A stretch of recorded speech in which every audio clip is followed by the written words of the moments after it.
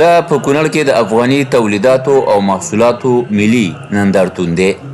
دلته په 50 غرفو کې هیوادني بیلابیل تولیدات او محصولات د خلکو نندارې ته وړاندې شوي.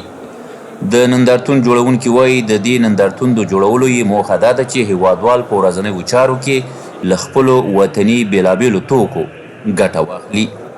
هدف نندارتونونو کې دا دی چې تجاران او د صنعتکارانو سره موږ هماهنګ کړو. دغه رنګې د سرمایه ګذارۍ فرصتونه موږ او تاسې معلوم کړو او هغې ته سرمایه ګذاران تشویق کړو.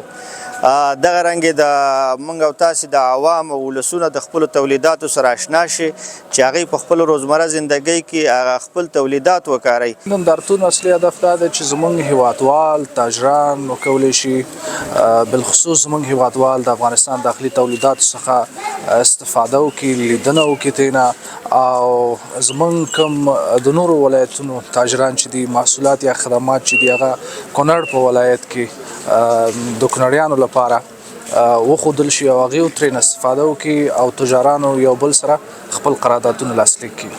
په دې نندارتون کې برخوال د خپلو افغاني تولیداتو د مشهورتیا لپاره دا ډول نندارتونونه جوړول ګټور بولي. دوی زیاتوي نندارتونونه کولی شي چې داخلي صنعت او سوداګري غښتلي کړي.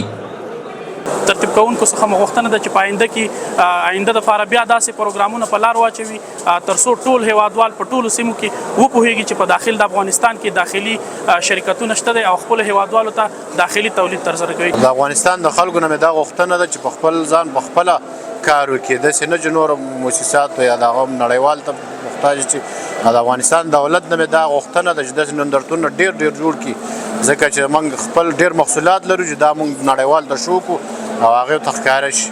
دا چې یو هیواد د بل هیواد بیلابیلو شیانو ته احتیاجات ولري نو دا خپله د یو مملکت لپاره ډېره لویه ستونزه ده او اقتصادي پیاوړتیا د صنعت پرمختګ د انسان او د یوې کورنۍ او د یوې ټولنې او د یو مملکت او د یو ولایت راتلونکی جوړوي. نو د راتلونکي د جوړېدلو لپاره ډېره ضروري خبره ده چې نندارتونونه جوړ شي او د دې نندارتونونو څخه زده کړه وشي. د دې نندارتون د پرانستې پر مهال ولایتي چارواکو له پانګوالو غوښتنه وکړه چې پر ځان د باسیا کولو لپاره په بېلابېلو برخو کې پانګونه وکړي چې په ترڅ کې کورني تولیدات رامنځته او د نورو له احتیاج خلاص شو. د ټول هیواد په هره برخه کې امنیت تامین دی او هر څوک کولی شي چې هغه خپل استعداد استعمال کړي او خپله لاسته راوړنه ولري او خپل هیواد هم په پښو ودروي او د خپل کور حلاله نفقه هم د حلال کسب نه دا پیدا کړي او زمینه ورته الحمدلله برابر ده چې هغه امنیت دی او هېڅ قسمه مشکل او ستونزه نشته دی. هره ستونزه چې راځي هغې ته موږ د حل لار ور پیدا کوو. د یادونې وړ ده تېر کال هم کونړ کې د وطني تولیداتو ملي نندارتون جوړ شوی و.